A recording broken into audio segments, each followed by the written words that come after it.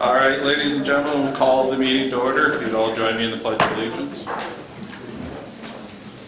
I pledge allegiance to the flag of the United States of America and to the republic for which it stands, one nation, under God, indivisible, with liberty and justice for all.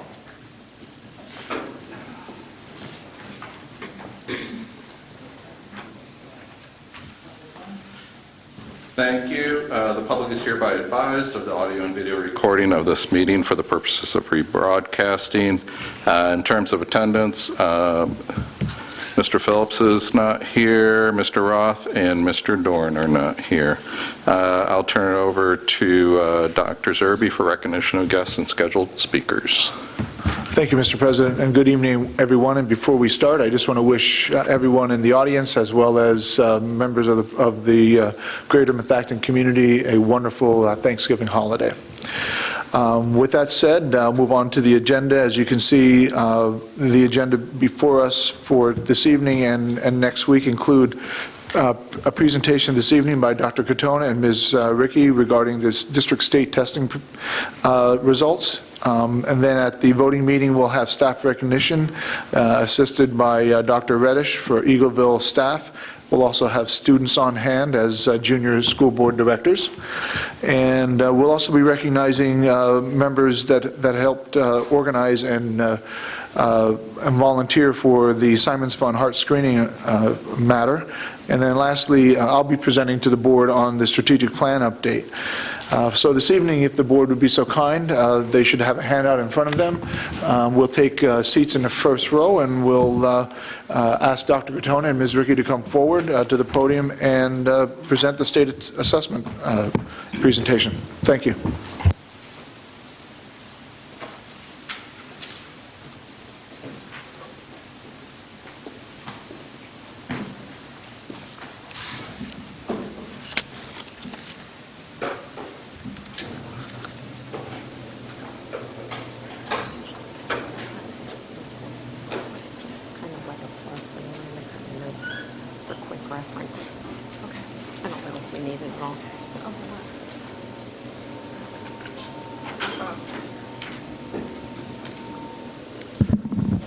Okay, good evening.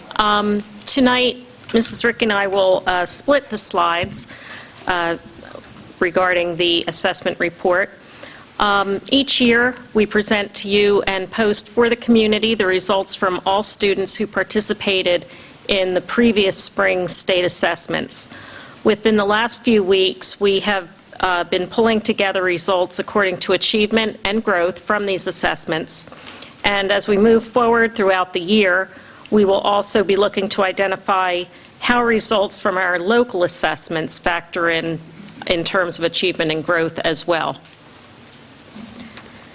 So as an overview for what we have this evening, we will be sharing the state testing and SPP, or school performance profile, results for our district.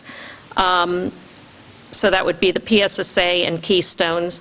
We will also be providing an overview of results of growth as indicated through PBOS. And we will share key areas of strengths and needs as a result of analyzing assessment anchors, or the skills that the students are being tested on. In concluding, we will be looking ahead at some of the impending changes for the upcoming spring assessments and beyond. So this slide provides a general reminder of what is calculated within each of these areas of results. With the Keystones and PSSAs, we talk about achievement, looking to have a higher number of students who are proficient or advanced on the assessments. The PSSAs are administered to students in grades 3 through 8 in English Language Arts, or ELA, and math. And students in grades 4 and 8 are also tested in science. The Keystones are considered end-of-course exams for Algebra 1, Biology, and Literature, and so when students have completed Algebra 1 or Biology or the appropriate literature course, they then are administered those exams. The student scores are banked until their 11th grade year. So, for example, students who are proficient on Algebra 1 in 8th grade, those scores then get banked for when that student is a junior. PVOS scores represent growth but are based on the achievement of students in the state assessments. And it provides, the SPP provides calculations based on an accumulation of areas related to achievement and growth measures. So we begin with the percent proficient and advanced from the 2017 PSSA results. This slide shows for each grade level, 3 through 8, and has the 3 categories in which we're tested, the 3 subject areas, ELA, math, and science, and looks at our district, Methacton School District, in comparison with the county averages and with the state averages. On the next slide, I will be providing a summary of just our district from the past 3 years. But as you can see here, overall, our percentages are consistently higher than the state's by at least 15 points, and our scores generally range from being slightly higher to being several points higher than the averages for the county. As Secretary of Education Rodriguez noted last year, it will likely take several years for the state scores to reflect districts' work on aligning their curriculum and instruction with the PA core standards. So we, as well as other county schools and schools in the states, are still working toward that. I would like to note, however, also that when we looked at the top 10 districts in Montgomery County for each grade level and test, Methacton was in those top 10, ranging between 5th and 10th, depending upon the exam and grade level. The only exception was grade 4 math. So this slide shows our district results, again, in grades 3 through 8, and I also included the high school on here for the Keystones from 2015, 16, and 17. And when you look at this, whether you look across at grade levels where you're looking at different groups of students, or if you go diagonally, for example, 3rd grade in 2015 to 4th grade 2016 to 5th grade 2017, you'll see sometimes, a dip and then a little more of a jump up again. And we're continuing to look, and Mrs. Rickey will talk a little bit later about some of the things that we're noticing in terms of where we still are identifying some needs. But again, these tests, the PSSA test just began back in 2015 with the new format, with the new PA core, and so we're still becoming accustomed. This slide presents for you the Keystone scores from 2017 at the high school level in particular, looking again at the 3 exam areas, Algebra 1, Biology, and Literature for our high school, as well as the county and the state. And again, similar to what we saw in the PSSA, a little bit above the county and pretty well above the state. And you can see at the bottom that this year our Arcola students in Algebra 1, their proficient and advanced scores were 95.2. So we talk a lot about achievement, we talk a lot about growth. And again, we're always looking at, what does this mean and how does it affect us and what we're doing. So what we just saw was achievement. Students in different grade levels at one single point in time, and how well they do in comparison to the PA core standards. We look at different groups of students each year, typically. Each year, however, there is an expectation that cohorts of students will do no less than maintain the achievement demonstrated in the previous year. But they may even demonstrate at least 1 year's growth or more from that previous year. So when we look at growth, we're talking about measuring a group of students' progress across time. that is across years. Typically, with growth, there's little to no relationship with students' demographics. If students are below basic, they can still grow. If students are proficient or advanced, they can still grow. It compares performance of a student group to their own prior performance and, again, is measured on the same group of students. So the state, for several years now, has been looking at both achievement and growth so that districts have a more comprehensive picture of their own effectiveness in raising student performance.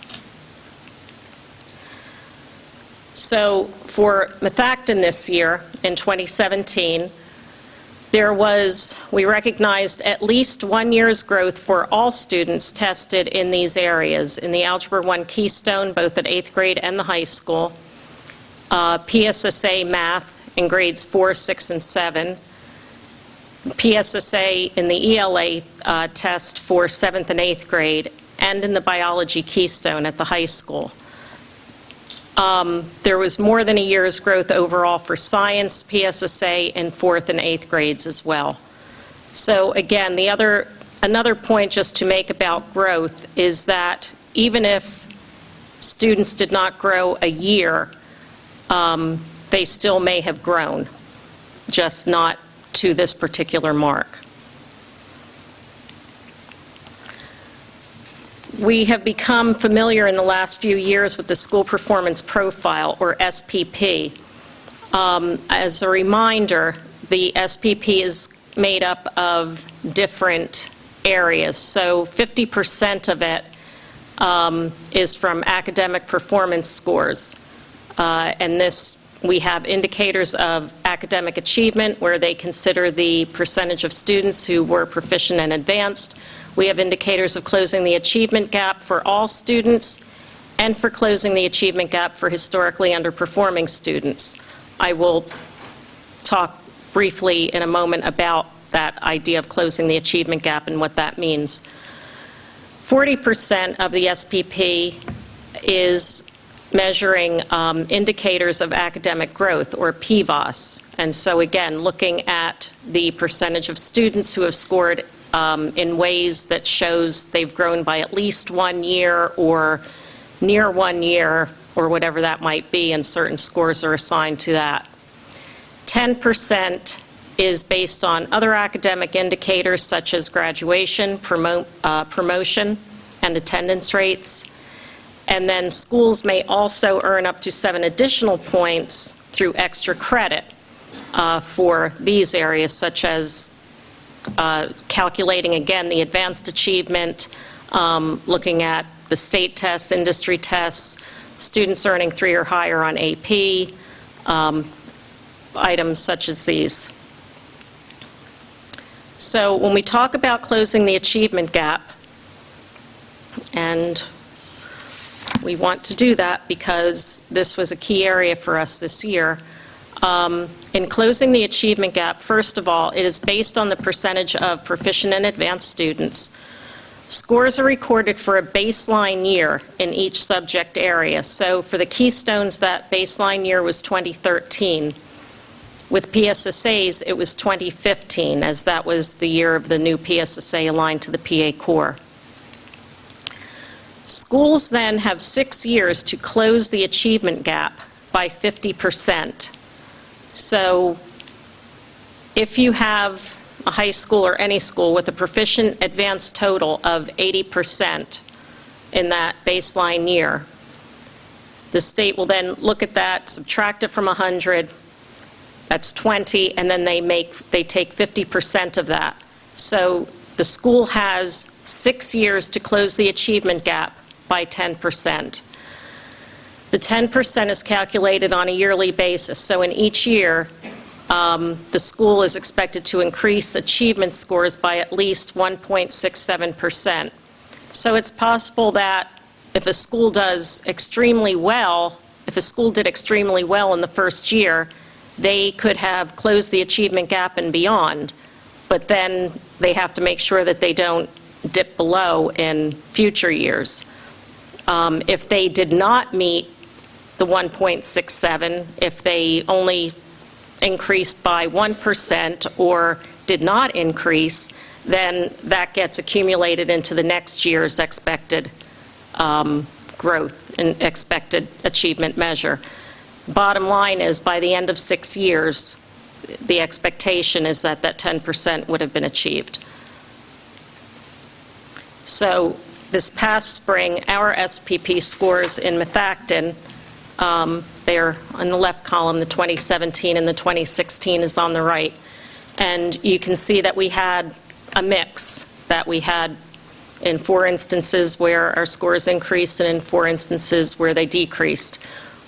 One of the reasons that I wanted to especially mention the closing the achievement gap is because one of the areas that we found that either helped or hindered our progress in the SPP scores was with the closing the achievement gap. So that's certainly an area that we're taking a lot of looks at. At this time, Mrs. Rickey is going to continue by talking about our strengths and needs.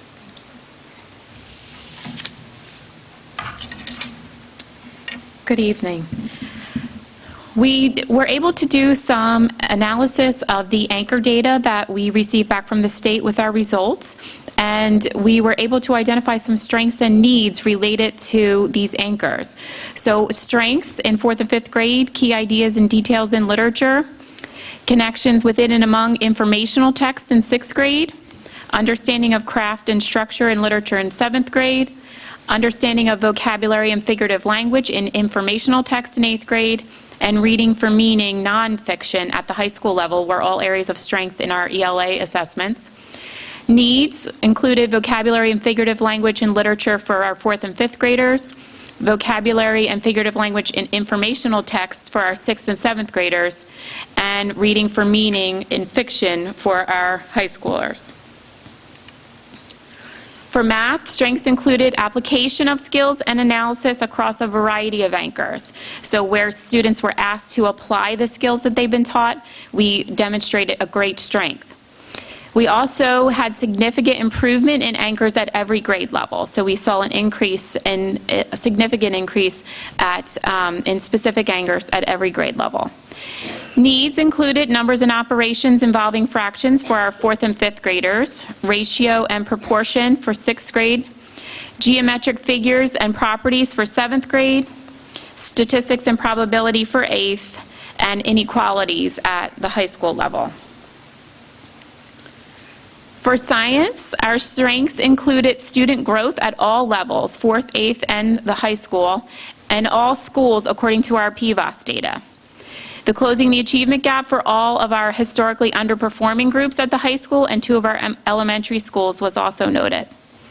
Needs included processes that sustain life and the relationship to energy and natural resources.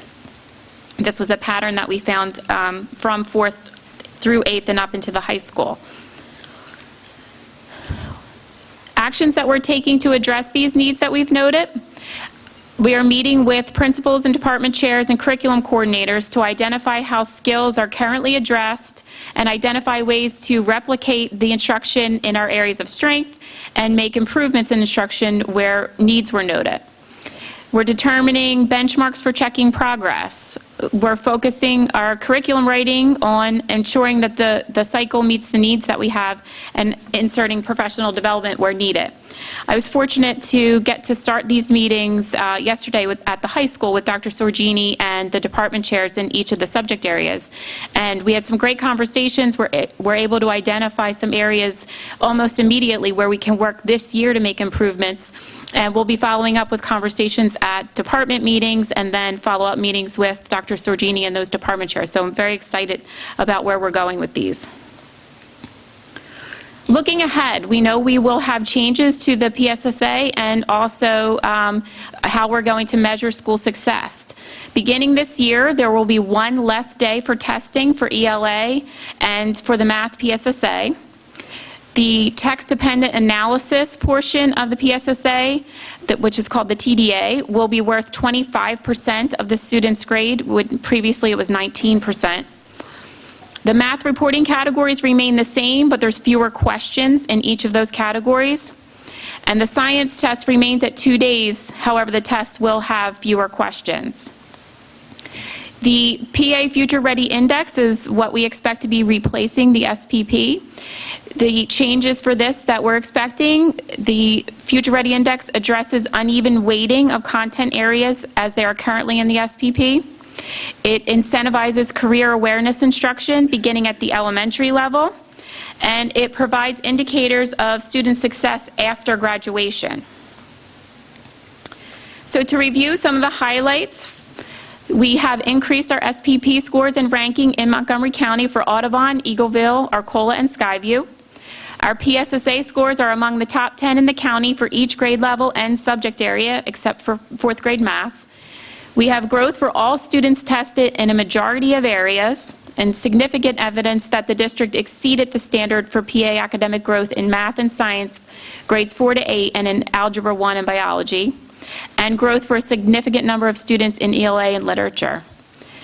Our strengths in ELA regarding informational text, which has been an area that across the state students have needed to work, and our academic strength among the county and the state are attributed in great part to the teachers and principals' work with data and corresponding instructional practices. This is some additional information for the public who may be looking for more specifics on the areas that we addressed tonight.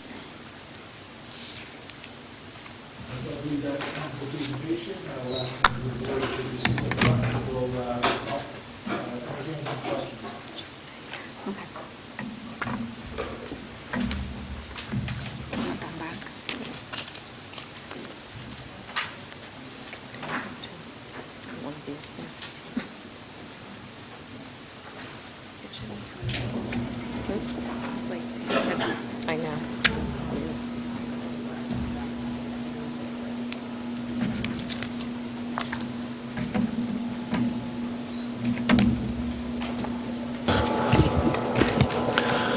Thank you very much, Dr. Katona and Ms. Ricky, for presenting that information. I know this is maybe the second time with some adjustments as we presented this to the Education Committee earlier this month, but I'd like to give the board an opportunity to ask you any questions if there may be any.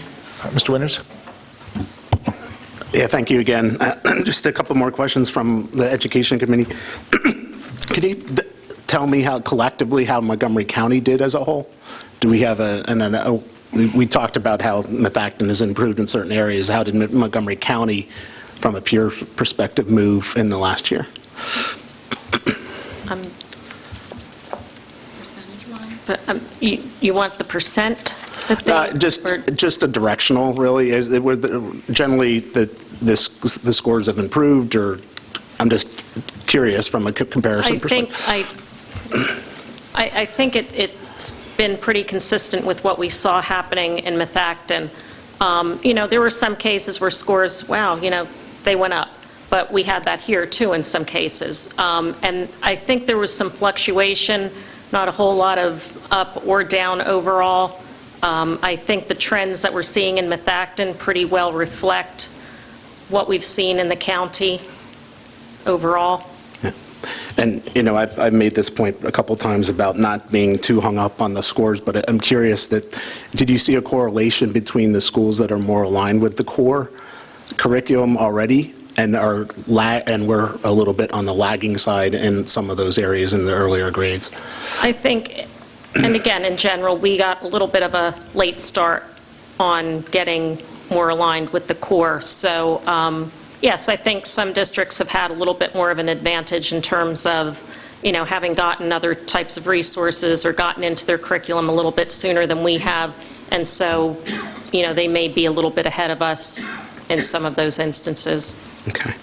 And then changing the subject here, on the PVAS score, can you describe how the PVAS score is used for the evaluation of the staff? There's maybe Tar, you can speak towards this, is that there seems to be, sometimes you hear percolation of the stress level related to a PVAS score. Can you just comment towards that, please? Sure.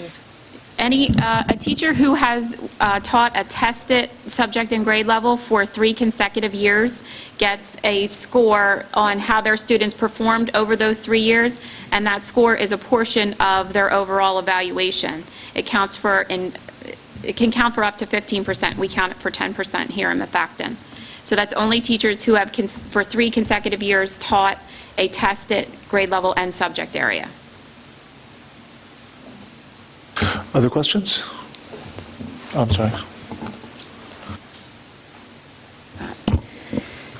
So in looking at the PSSA results, I agree with Paul that I don't want to get too hung up in numbers and these test scores, because I think that they're only a small fraction of what our students are capable of. But one of the things that stood out to me is this 8th grade math, and it's not just a Methacton issue, it's the county and the state. Has there been any speculation from the state or the county as to what caused that significant dip across the board?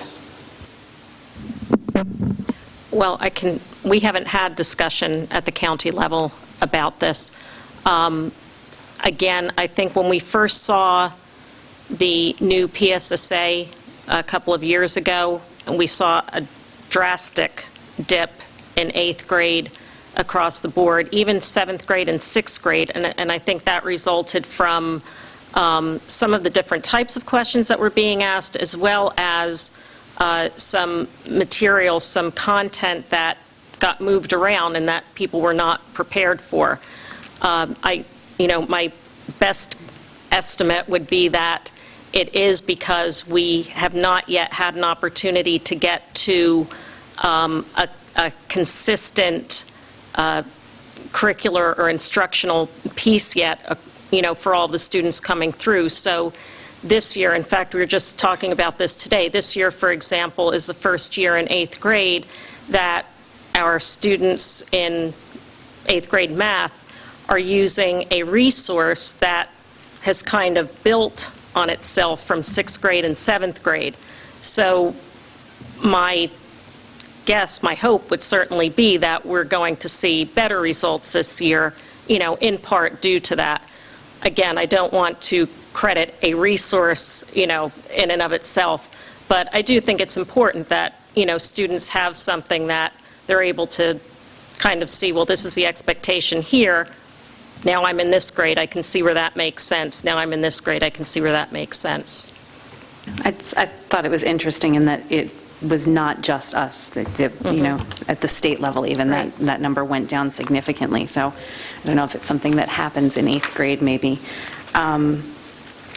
So the other question that I had, one of the things that stood out to me in looking ahead is that we have a jump in the text-dependent analysis, which I know from personal experience how much my children did not enjoy learning text-dependent analysis. But when I look at our current strengths in the ELA area, as a non-educator, it looks to me like our students should be in good shape because of where our strengths are. Am I reading that correctly? I mean, we have strengths and key ideas and details in literature, connections within and among informational text. Do you think that our students are headed in the right direction to be able to handle the increased weight for the TDA portion of the PSSA? I do think we're headed in the right direction.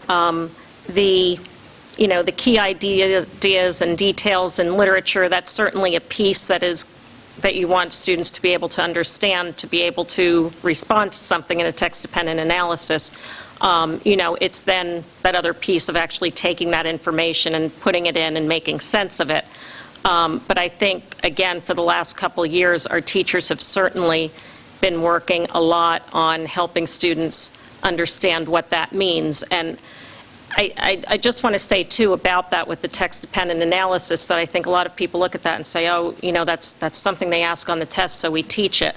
But as somebody who taught high school English, I can tell you that if students can look at text and analyze it and compare and contrast and do the types of things that they need to do with pulling out information from that text, that's good writing. And so that's really what this comes down to. I was an English major in college. You're preaching to the choir here, so I yeah. understand. And I would also say that I've heard teachers in, like, grade 5, for example, even last year, saying, we can really see a difference in the students as they're coming in now. So they recognize that there's been a little more focus on helping students understand how to extract that information and put it into meaning. We touched on this very briefly at the Education Committee meeting, and I don't know how much it really matters, but since there was a question about teacher evaluation and all of that, and that you did break it down by building as far as the SPP scores, I would imagine what happens with the consolidation is PVAS is done by student, by teacher, who they taught, the educator taught. But I would imagine the building SPP, it's just the building. So the makeup of their Woodland building will look very different for this year's PSSA than it did last year. The state doesn't really care. They just plug in their numbers, right, and give you a score. Okay. Any other questions? Ms. Haggett? So for the Methacton School District results for the 2015 to 17, the area of the math scores in 2017, they seem to be a consistent decline in each of the numbers. This is on page 3 of our printout. And I wondered how much influence the introduction of the new Wonders program, not Wonders, the math program that we established last year had to do with that, the fact that the children were learning a new math program. Even at the third grade level, there is a decline. Can you comment on that? I would say that anytime you put a new program into place, like anything else, I think you're prone to see an implementation dip, what I would call it. I do think that although we saw a bit of a decline, that it was not as drastic as it might have been, and I do think that we will see, as we move on, as students continue through, much like with the going from 6th grade to 7th grade to 8th grade math with that continued resource, I think that we are going to see moving forward that as students come in more prepared with the types of thinking and working through problem solving that they're becoming more accustomed to now in grades 1 and 2, that we are going to see that bounce back up again. Any other questions? Dr. Katona, Ms. Ricky, thank you so much. Great presentation. We appreciate the information. And we look forward to the great work ahead. Thank you. Then next on the agenda would be the reports from the different committees for November. There's a list of advisements under my report, public comments on board action items, the board minutes, and then fiscal items. Mr. Bricker?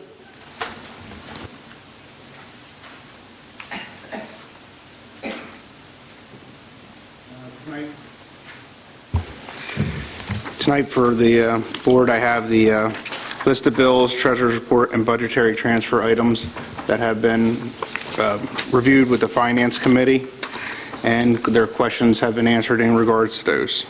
Also, for tonight, we have the audit report for 2017 for your approval.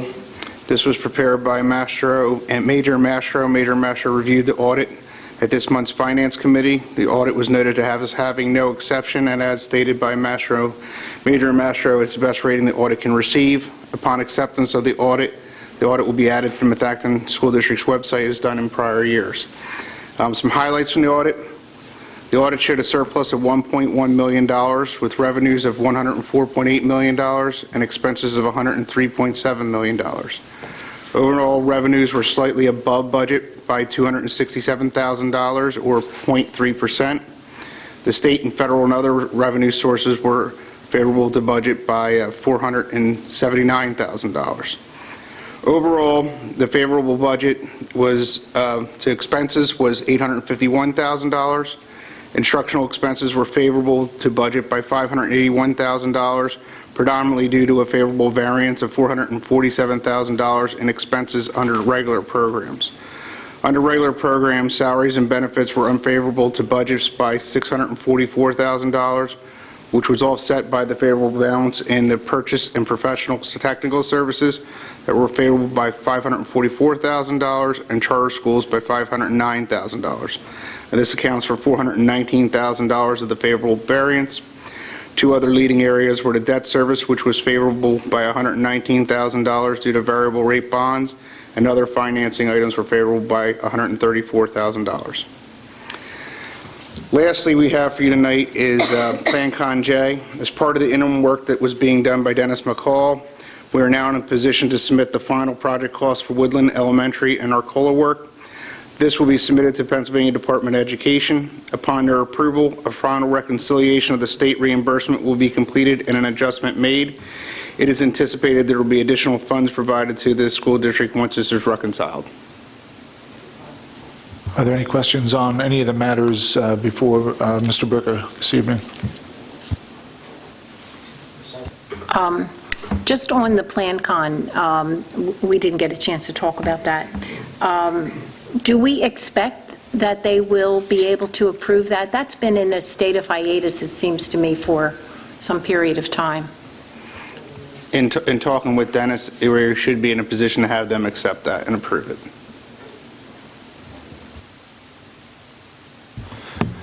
Just one question, Tim.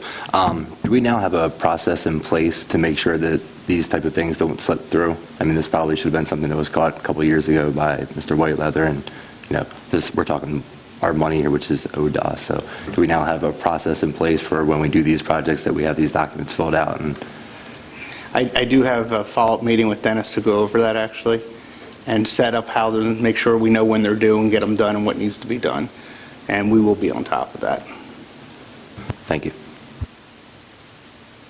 I noticed, I hadn't noticed a listing on the list of bills like this before. It's for Brick Street Insurance. It says November workman comp. Is that for a specific case, or is that for the policy? I've never seen something like that. Brick Street is the insurance. If you tell me what page it is, I can actually get that for you. It's page 1. It's at the bottom. I believe that is the insurance, but I will verify that for you. I think that's just the monthly insurance that we have to pay for workman's comp.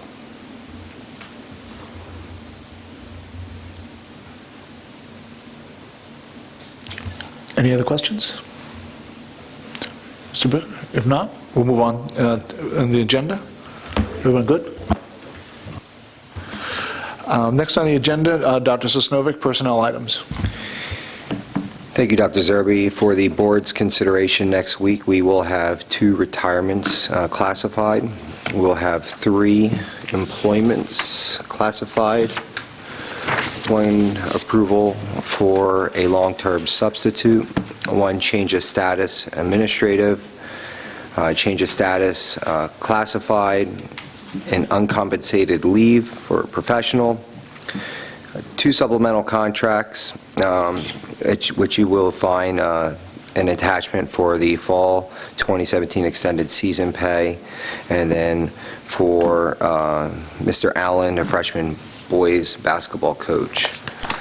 We will also have a list of volunteers, an approval for a community ed position, which is a lifeguard, and then to ask you to approve 3 job descriptions: secretary to the superintendent, community education, pool manager, and reading specialist.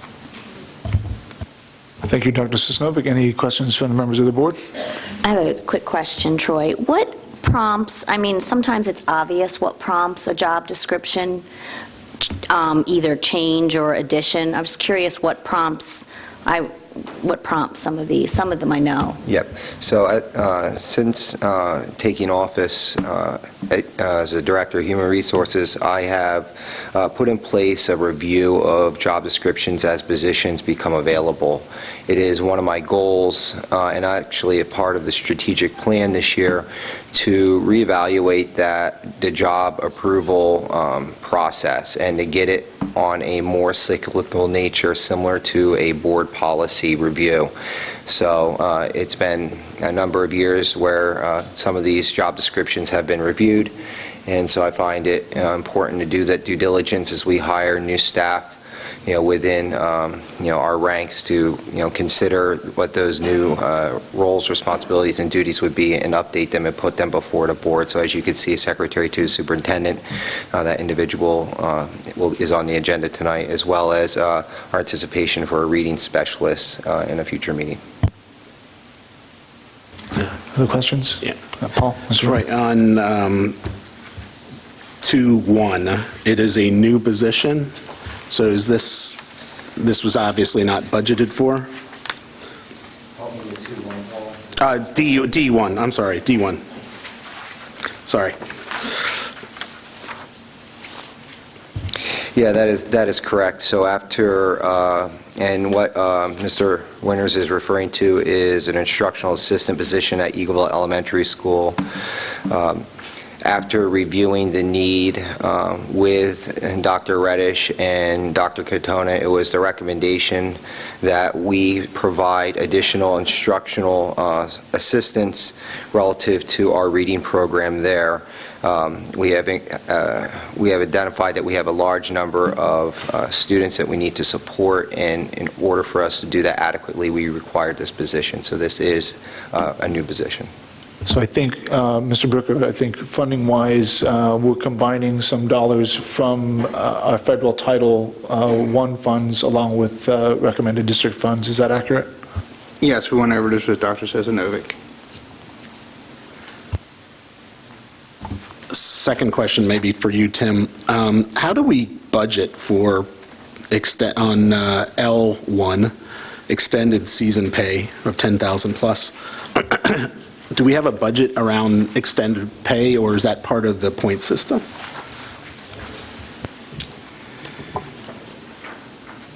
That is part of the point system, and we actually are looking at that whole process with regards to how to budget for that and make sure that we're accounting for it correctly as we go through this budgeting process. Yeah, just to add to that real quick, we'll, being this is really the first time that Mr. Bricker has gone through the budgeting process in totality with the district, certainly a lot of conversations about matters as you brought up here, and additional questions. But I think the challenge is on an annual basis, it's hard for us to predict what schools are going to be going into seasonal play. However, we do have conversations with the athletic director based on his conversations with coaches about what the expectations are for those teams. Generally, coaches have a reasonable indication knowing what starters and players they've had from a given year, and the likelihood that they'll be able to be highly competitive or just be, which would get them to an after a postseason experience versus just being competitive within the regular season. So we do take that into consideration, but a more linear and concrete methodology would probably be shared with you as part of the budgeting process. So generally, though, that sounds like previously, through 3 seasons, we would expect to spend approximately $30,000 or so in a school year that is above and beyond the point system that we have with the contract.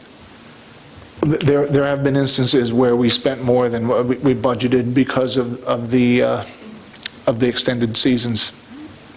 So sometimes we hit the mark, sometimes we're not.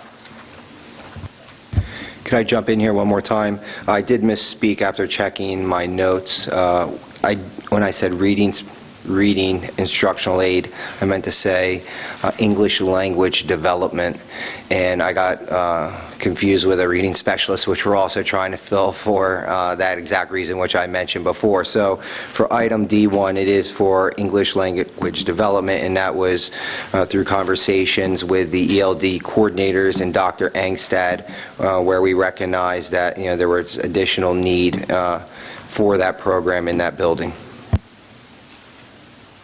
Any further questions? Mrs. Hackett?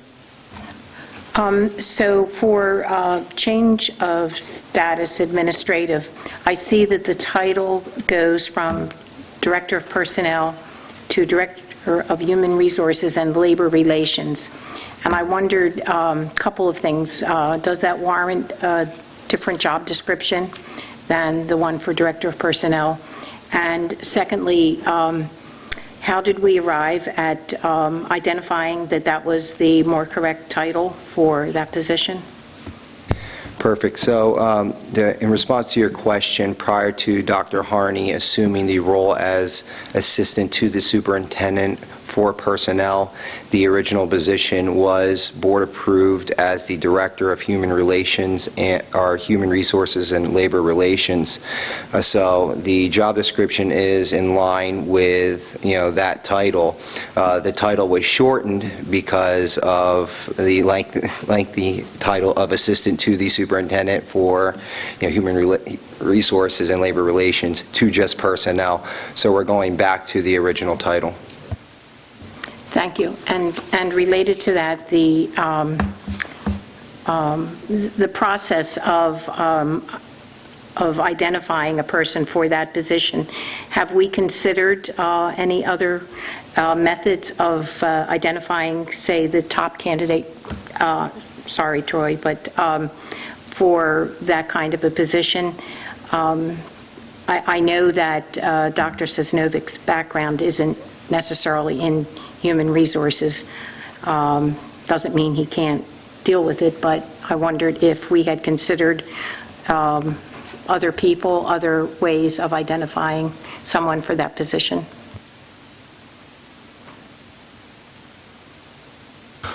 I think that, if we recall, we did receive a resignation from the assistant to the superintendent for personnel, Dr. Harney, several months ago. And as a result of that resignation and just coincidental bringing on our new director of business services, it was my recommendation to the board that at a time when we were probably, I would say, most challenged in terms of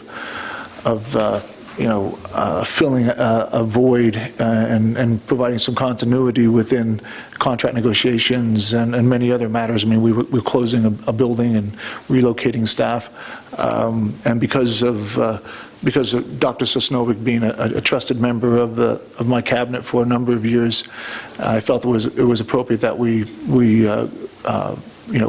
bring him on as the interim director. I think that over the last 6 months, and I know many of us here may have worked maybe closer with him in his new responsibilities, but I must say that the recommendation from my office to appoint him comes with the highest regard and example of him being able to fill those roles. So at this point, I don't feel that another process is necessary or warranted.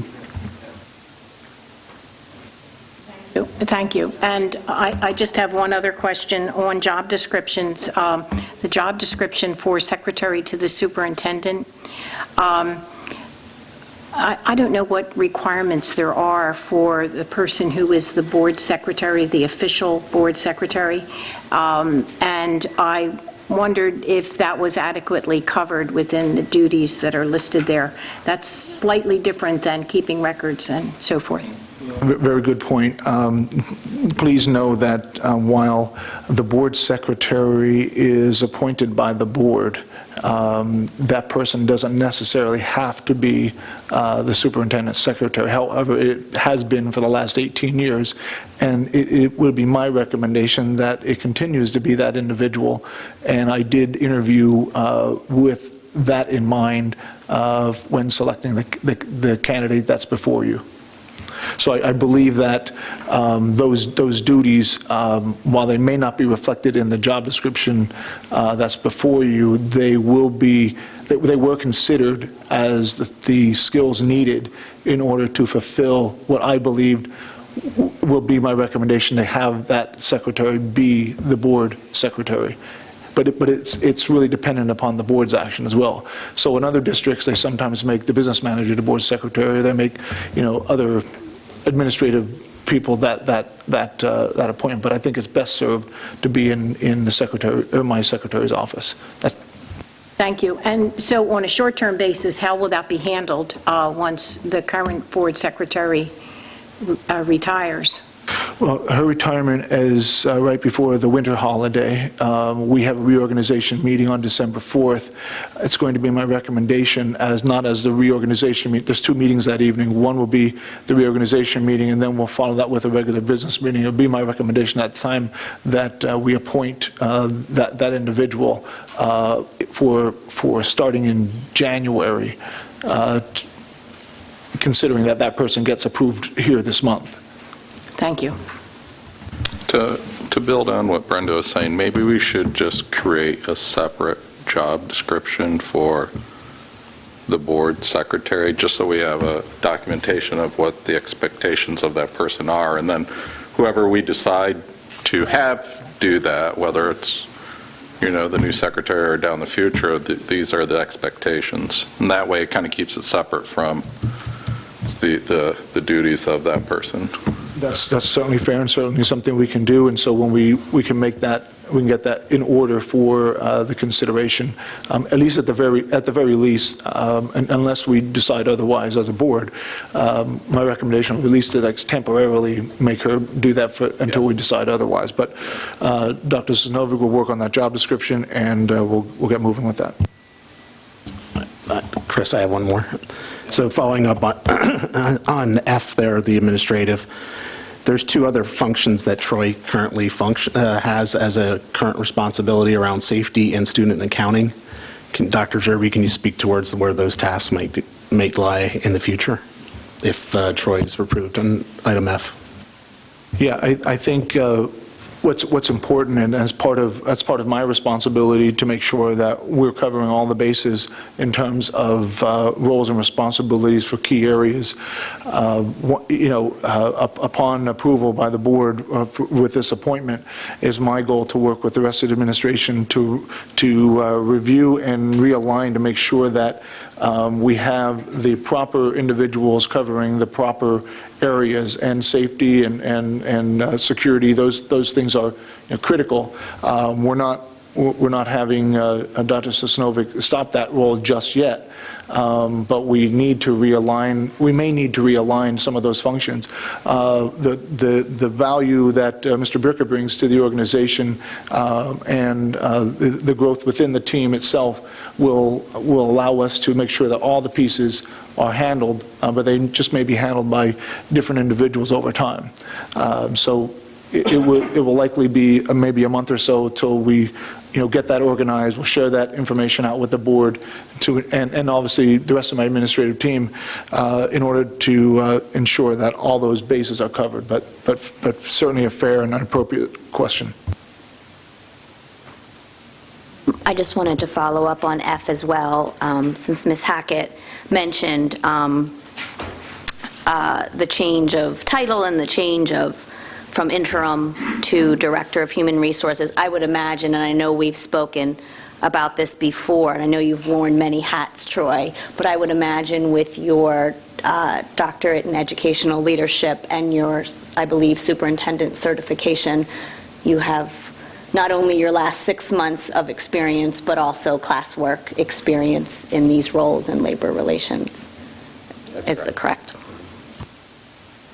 There are no further questions. Yep. Yeah, I was going to say. Go ahead, Mike. Thank you. First, let me say thank you, Troy, for stepping in at a time when, Dr. Harney, resigned and, you took over this role. So thank you for all the work that you've done. Greatly appreciated by the district. Being that we see that there are job descriptions for approval this month, I was a little surprised that one of the job descriptions wasn't going to be the Director of Labor Relations. Is there a reason why that is not on here as well? I would think this would be the perfect time to have that job description up.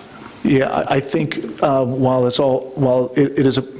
seems reasonably appropriate, the statements that I made just a few minutes ago about making sure that things get realigned, if we're going to put a certain responsibility under Troy that may not be, say, common to, labor relations matters, or I want to be able to have that flexibility, make that recommendation in totality, so that you can see the grid. I've shared a grid with the board in the past that shows some of those where those responsibilities lie. Once that grid's developed, the job descriptions will go right after that. So I think it's all, unfortunately, it's kind of like timing and all interrelated. Okay, and I completely agree that I think that this is part of a larger, broader discussion, which I've been trying to drive for a while now, is in the need of what should our organizational chart and structure look like, what positions do we need, who should be doing what. And part of this bothers me in the piecemealing of this. So we're going to we'll approve this tonight, but then we'll work on doing the other things and possibly move things out from one position to another. I'd prefer to have a real conversation, in public or whatever, to really decide what do we need in terms of the organizational chart. Do we need an assistant superintendent? Does this assistant superintendent have different abilities, or do we bring someone in? I don't like doing just one piece and moving to the next one. And as part of the job description, it does mention qualifications. All I have is the old assistant to the superintendent for personnel, but one of the qualifications is a master's degree or certification in human resources. Do you have a certification in human resources, Troy? I wasn't sure. No, I have a certification in project management. I'm a certified PMP from the Project Management Institute, as well as my MBA. My Master's of Business Administration. And then, as Ms. Reese indicated, I have my doctorate in ed leadership with a focus in superintendency, and also my certification from the state stating the same. And Ms. Hackett also brought up the idea of, the process. What was anyone else looked at for this? And to me, I think process is a very important thing. So for as much as I appreciate the superintendent's direction to the board and what he truly believes is the best, that I think that, especially as a member of the policy committee, this is one of the things that we do is, non-discrimination policies, based off of whatever it is, that when you have a position which is, your cabinet level to, quote unquote, handpick who you believe to be the best person there, I don't think sets the best example for a district who's trying to leave positions out there for anyone who would want to move on in their career, whether it's within the district. Obviously, you probably prefer to hire in the district for the people who know the situation, but I also think that it does allow for talent from outside the district to at least apply, and the hiring decision lies, with your recommendation and everything. But I think that lacking a process here for such a high cabinet level position does leave me with a little bit of concern. And again, Troy, this is nothing against you in particular. This is more of a process, going about things in the right way, so that you don't kind of have these weird things where you're approving a person for a job and then deciding what that job's going to be. So just my 2 cents. Help me understand why that's a concern now, but it wasn't when we filled the high school principal position in a similar manner, where we promoted somebody within who had never filled that position before.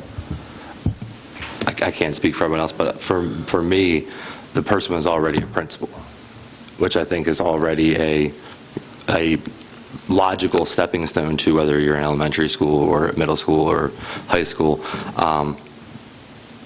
I think it's two different things when you're switching from technology and a cabinet level position, which I don't know how Dr. Zerbe sees it, whether it's just the directors of the cabinet level or his building principals are, but I'm talking about this specific position and this type of cabinet level position, which oversees an entire organizational structure underneath of it. And actually, that leads to a second question, I guess, would be is, who would report, how many people would report under the Director of Personnel? Do we know? Two people. And what are their titles? Or?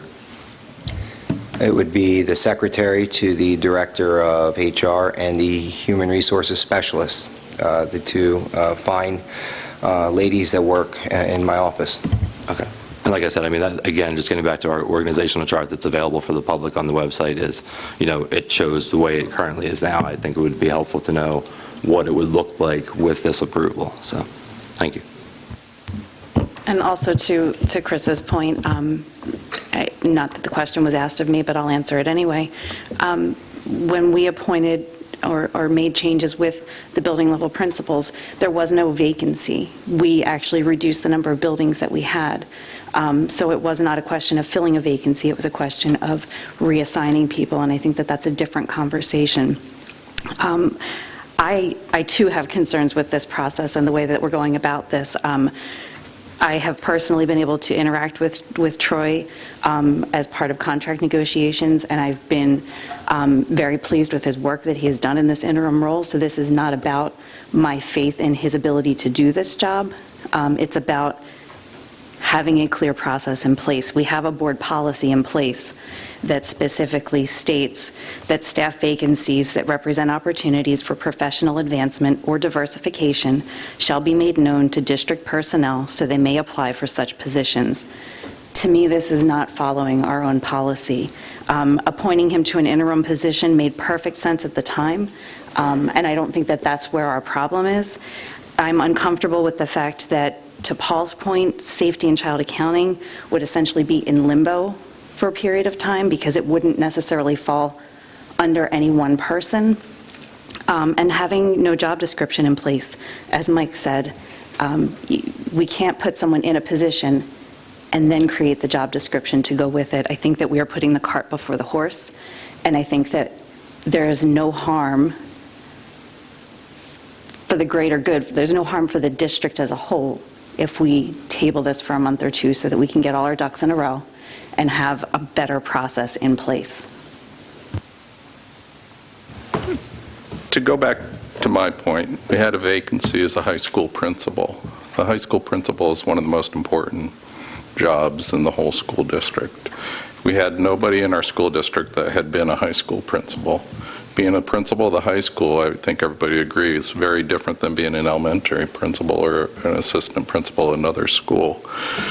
To the point of going through the process and hiring the best person, and, you know, Mike mentioned a couple different things along there, it seems odd to me that we're taking the path that we did to fill that position and many other positions over the last couple years, and now all of a sudden we're trying to change that midstream here. I think this is actually more parallel to the position that we filled as the Director of Business Services. We did not have a vacancy at the high school principal. We changed building assignments for principals, but there was no resignation. There was no one that left the position. So when we're talking about a cabinet level position and something of that magnitude, I think there's a process that needs to be followed. Well, the process for the business manager was that Dr. Zerbe came to us and says, I have no qualified people within the school district. So he looked within, which has been the direction of the board, to try to promote from within and allow people to succeed and move up, and didn't find anybody within the school district. So we went outside. With all these other positions, the high school principal position was opened up because that person was moved into an assistant position at another school. So within that position, he looked across all the people in the school district that were qualified for it and made his recommendation on who he felt was the best to fill that position. which is the same situation he did here. And with this one, he actually had that person in that position for 6 months, which allowed him to work with that person and make sure that it was the right person he wanted to have as his direct report. So as a board, now we're saying what we've done for multiple years, we don't like that anymore, and we're trying to introduce that right at this point in time. So I think from a timing perspective, that's a bit puzzling to me. And also the kind of the perception we're trying to jam this through. Dr. Zerbe's been wanting to have this approval and this discussion for many months, and I personally have been holding it off because we've been so overwhelmed with contract negotiations. And now we've had a lull in our meetings here a little bit on the contract negotiations, so it allowed us to focus the discussions on this.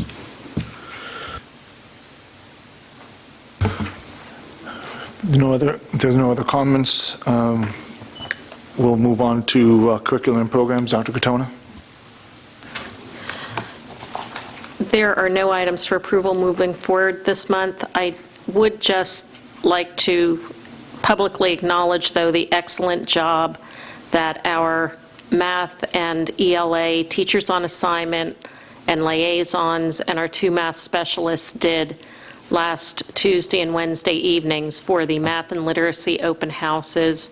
All of the parents and students, we had about 55 families total that came through on the 2 nights, and all of the parents and students couldn't thank us enough for holding it, and all of the teachers are already planning for, what we can do next year. So they just did a remarkable job. It was very successful. Dr. Katona, I got to say thank you to you and the folks that you had engaged in getting this set up. I thought it was well done. I know many members of the board were present at least one of the nights, and I got to say the format allowed our children and parents to touch and feel what's really happening in the classroom. So I think I agree that was well done. Very good. With no other items for curriculum and programs, on to 12 policy. As you can see, there was a lot of work done by the policy committee in the last couple months. You can see that there are 13 policies for first reading, and then for next week under second reading, there are 10 policies for your approval. Are there any questions at this time on any of those policies? I think this might be these agendas here might be the largest that we had at one single time. So, I know that there'll be a reorganization. So whoever takes over policy committee, if it happens to change, I got to say they have their work cut out for them. but very good. I think I really do have to say, while we're involved, while all the board is involved in a number of committees, I think the policy committee has done a tremendous job in really tackling something that. I started here, but I think we've kind of developed it a lot better in terms of getting stuff done. And so I think we've grown as a committee, and I appreciate your leadership on that, because I think we've just gotten a lot more efficient and better at getting these things done, so thank you. Any other questions on policy? If not, we'll move on to other. There's gifts and donations. To accept a gift of food from Lower Providence Optimist Club for $150. Trips, we have approved the Methacton High School girls track and field team to Ocean Breeze Athletic Complex in New York for December 15th through the 16th, no cost to the district. And then we have dates for board members' calendars, November 28th and December 4th. And then we have old business, new business, and then courtesy of the floor. Dave, just one question. Yeah. For the December 4th reorganization, then the board meeting, is there any anticipated other business for the board meeting on the 4th, for the regular board meeting? Yeah, so there'll actually be two meetings that evening. The first meeting will be the reorganization meeting. So there will be, I've contacted the 4 newly elected board members and encouraged them to bring their families and participate in that swearing-in celebration. And then there's the office voting part that takes place. And after that, we close that meeting, and then we open up a regular board meeting. So the board president at that evening will take over to run a business. Right now, I do not have items other than one finance-related item associated with the bond, finishing out the bond process. And there's likely going to be some personnel items as well. But we're going to try our best to limit the items, just given the fact that we're going to have 4 new board members on the board who probably have no context in terms of the information associated with what needs to get done. So there's probably going to be some items, but things that I would say are not huge in nature. But the bond, there is a bond item on the agenda. Yep.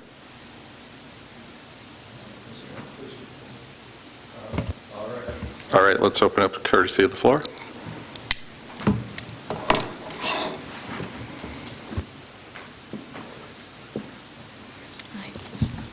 Ashley Wilkerson from Lower Providence. I wanted to talk also about the change of status administrative, and I'll echo what's been said previously, that nothing I have to say is with regard to Dr. Sosnovic. My issue is rather what many of you have said tonight with the process. When I saw on the agenda that there was this change of status, I was surprised that I had not heard that there was a position being advertised. I was part of the process for interviewing the Arcola principal, so I was aware with that administrative office that there was a procedure in place to advertise for the position, job qualifications, a screening process, multiple people interviewed candidates, and the end result was a principal who's phenomenal. And so I expected something at least as rigorous for a position which is a cabinet position. So I looked online and tried to find a record of a job being advertised, and obviously there was none. So I thought, well, what are the qualifications and what's the job description? Because if that's there, that makes it easier to understand. And I could find neither for this position, which really had me scratching my head, because when I searched more broadly outside of Methacton, I could find any number of school districts which had advertised for HR positions and had clear qualifications, many of them requiring a degree in human resources, many of them requiring at least 5 years of experience in human resources, but we had nothing like that for Methacton, which I found concerning. And as I plowed through more documents, I found, to Ms. Aubrey Larsen's point, that we had a board policy on this which the appointment violates. It's a vacancy. It's an opportunity for professional advancement, for diversification, and to the best of my knowledge, it was not made known to any of our staff. That's a policy violation. And furthermore, it concerns me because this is a position which the pay is 30% greater than our most experienced educators. I would hope that we would put significant investment into finding the best qualified candidate anywhere and making it a more transparent process, rather than appointing somebody from within without giving the opportunity to any other staff who might be equally or better qualified, or even somebody from outside of our district who might be equally or better qualified. My hope is that this will either be removed from the agenda or it will be voted down by the board, because we need a transparent process. And to the point of the discussion that continued further by this board tonight, it sounds like there's some reorganization of the administration that is going to take place. Why not figure out what the organization looks like optimally and then create the job descriptions and find the best people to fit them, than pigeonholing people and creating positions based on individuals. This lacks transparency. It's very concerning, and it's not what I, as a taxpayer or constituent, want to see from our school district. Anybody else? Jim?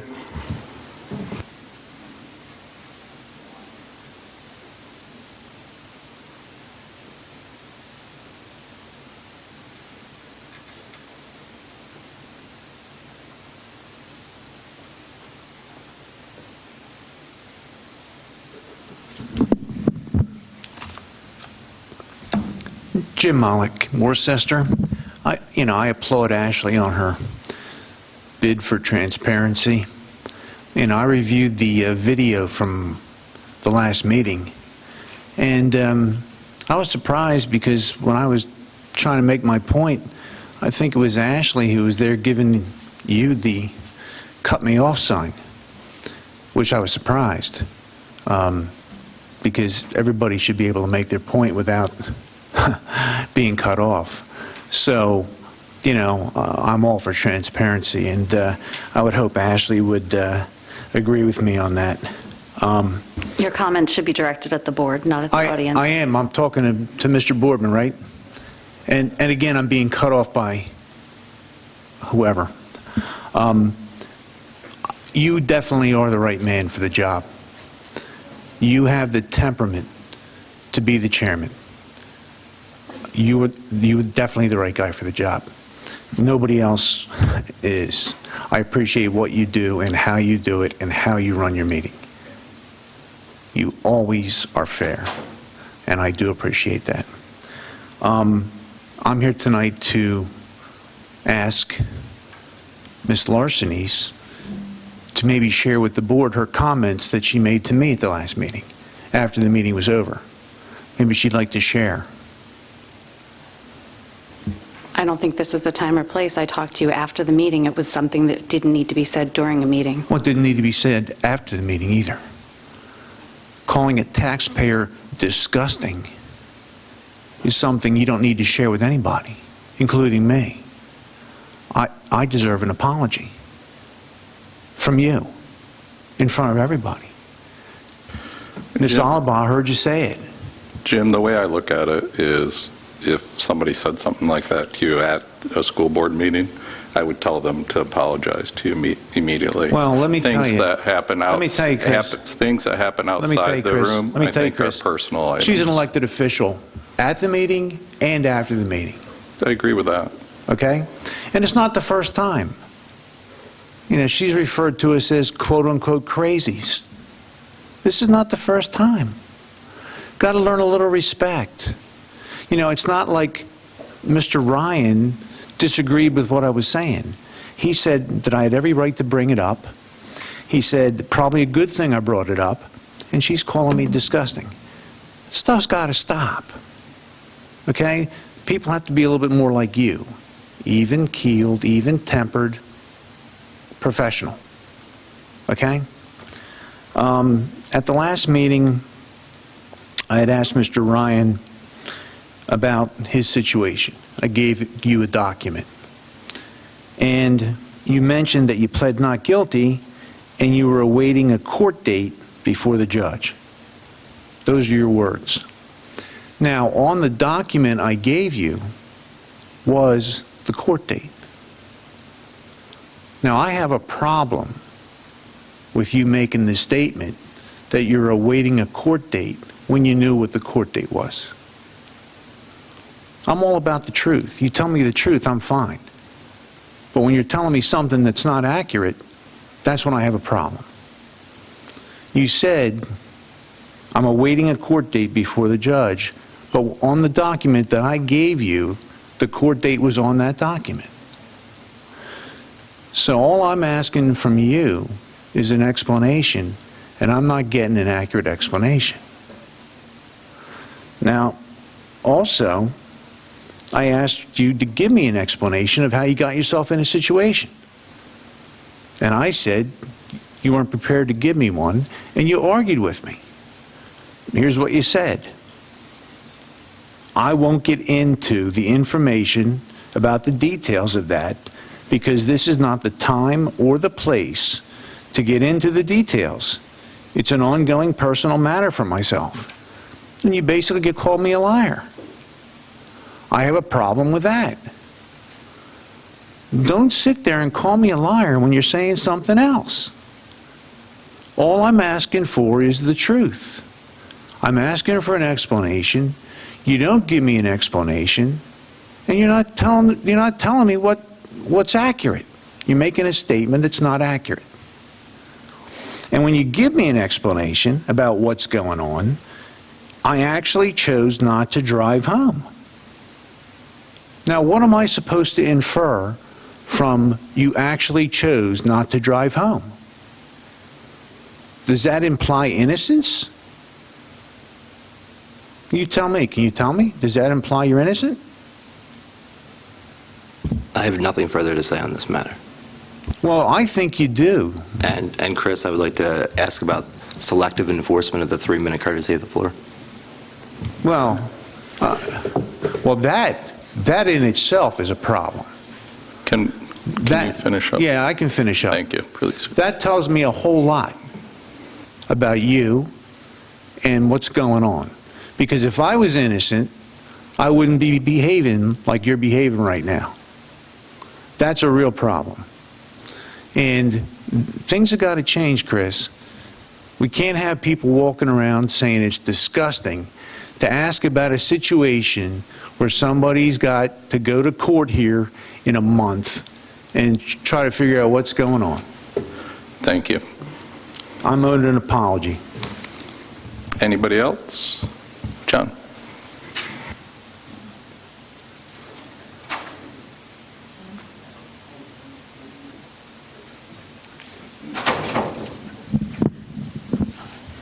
Good evening. John Andrews, Lower Providence. I think it was well over a month ago that we heard about the arbitration process, and I wonder if there's any update on that whatsoever. You know, are we expecting the arbitrators to get back to us in February or December or whenever? At the Property Committee meeting, I discussed the Eagleville window issues. You've got budgeted for next summer $575,000 for repairing seals on about 90 windows. We've had nothing said as to how many windows leak, how many windows don't leak, whether there's any water intrusion into the building. It just seems like it's a, I don't think, those of us with homes, let's say the home has 25 windows, we're not thinking of spending $100,000 on fixing the windows because one day we forgot to close a window and the water came in a storm. It just seems like a haphazard process. With regard to busing, several years ago we had a presentation that showed the times for different routes, and we're looking at having a transportation employee. I think it would be appropriate for the way the buses are today, whatever the status is, to have an identification of the times for each run, the participation rate. How many of the students assigned to that bus actually show up on the bus? That pertains to the traffic jams associated with parents bringing their kids to school. We need measurements as to the quality and efficiency of busing, and they should be publicized so that we know whether we're doing great or whether we're not doing great. With regard to the filling of a position for Director of Human Resources and Labor Negotiations, I think we've had a good discussion this evening. I would recommend delaying that for the same reasons that other people have identified, and I think perhaps it's just coincidental that we've had a strike this year, but also I note that we've been working all year on 3 contracts, and we haven't heard anything from 2 of them. So, if it's because we're insula, well, I think we need to look outside. With regard to high school varsity football, I saw in the newspapers that the last game of the season was canceled, and I think it's appropriate that there be have an impact on coaches' pay being returned to us. I don't know the reason for the cancellation, but I don't think people deserve pay for not being on the job, for a job that didn't happen. Thank you. Thank you. Anybody else? Whichever one of you want to go next.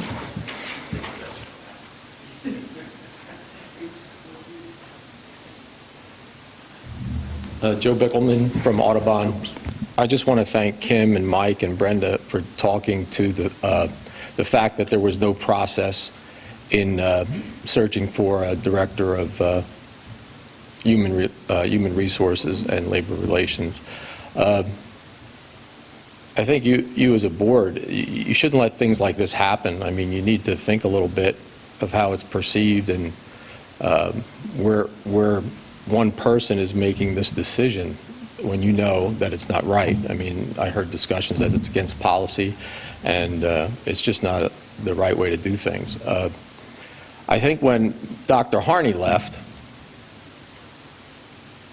and we didn't start to advertise right then, and we didn't post it internally, which I thought would get posted internally, something was probably up at that point. That's just my thinking, and to have it go on for so long. Troy was the transportation took up a lot of his time, in this period that he was acting HR person. He was working with the IU and that decision to have that rectify our transportation issues.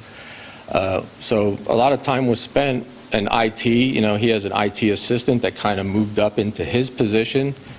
Is he the right person for the management position in IT? That guy? I don't know. I don't know how that's going. I don't know how Dr. Zerbe's going to roll that one out. But I think you need to post the positions, advertise. HR director is a big position. It's a cabinet member that should come in front of the board for interviews, and you should decide on who the best person is for the job.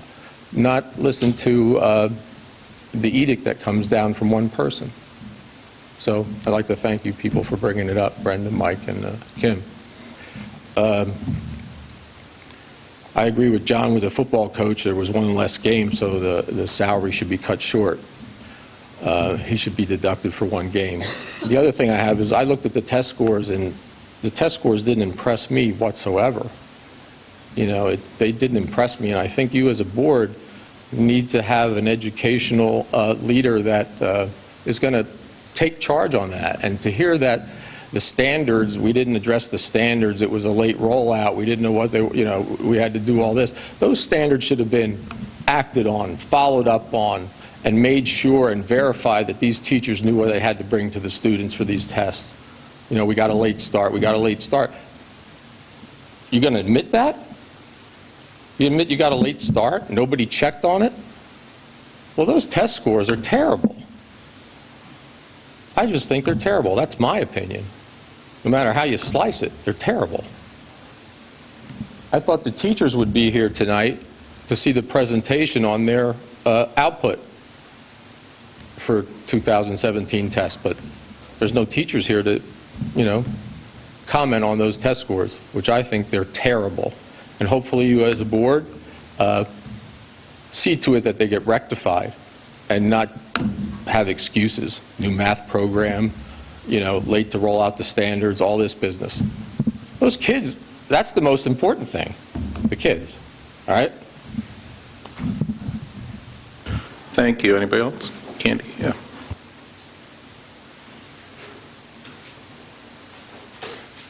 Candy Alaba, Eagleville.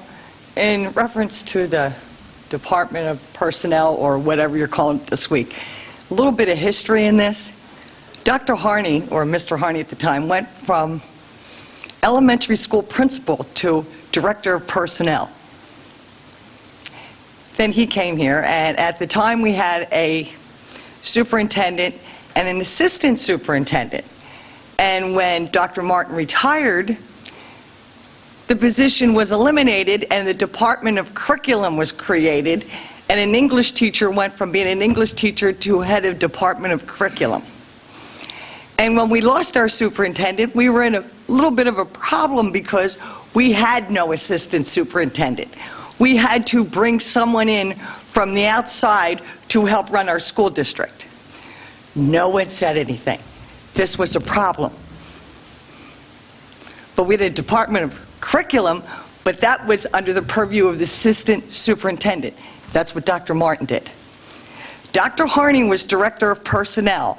Then all of a sudden at one meeting, he became the director of human resources and labor relations and got a $14,000 increase. And he had 180 less employees. So now you're talking about Troy is an employee of this school district. We got in trouble hiring someone from outside of the district to run transportation. Now, you may want to think how you go about hiring people. First thing you need to do is you need to go inside, post it or whatever. Troy stepped in and has taken the position over since Dr. Harney left. And the qualifications to have been posted, but any credible place looks for their talent inside first before they go outside. At this point, I don't want anybody else coming from the outside, coming in here to help run things in the school district when they don't know us. It hasn't gone well. You've brought the IU in to help us run the transportation department. Where's that got us? Nowhere. And as far as school policy, I have seen school policy change so much in 11 years. It's fluid. It's not concrete. But that's a decision you have to make. As a taxpayer, I think I give him credit for stepping up and doing a job at the last minute. You needed somebody to take that seat. We've had too many seats emptied in the school district for the last couple of years. And as far as the public being involved in higher administration, I've never seen that. Only with the superintendent, and that's when Dr. Zerbe was hired. They brought in the public. Up until that point, the public was never involved. But you have to know the history here of how things were run.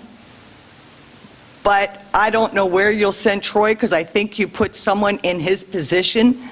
So if you're going to play musical chairs, you better figure out what you're doing. But I think you'll have a lot of time since you won't be meeting until the end of January after December 4th. And also I have a question. Plan Con J, is any of that information going to be put on the website? Because there's at least 4 people in this room that were here in the very beginning when Skyview and Woodland started. We'd like to see the finished product. I mean, I'd like to see the final cost for these 2 schools.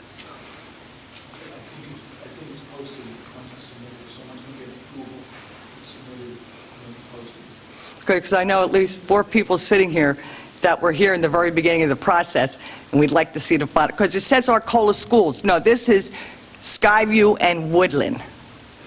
These were the 2 projects. And, I mean, I'd like to see, to go over it, because we've seen the other Plan Cons over the last, I mean, this has been 7 years since the school opened, that this is finally coming to a head. So I think some of us who have hung in here for years would like to see the final total cost on these 2 projects. Maybe before your January meeting. Thank you. Anybody else? Okay. Motion to adjourn the meeting? Second. All those in favor? Thank you for coming out, everybody. Appreciate it. I wish everyone a happy Thanksgiving. Enjoy.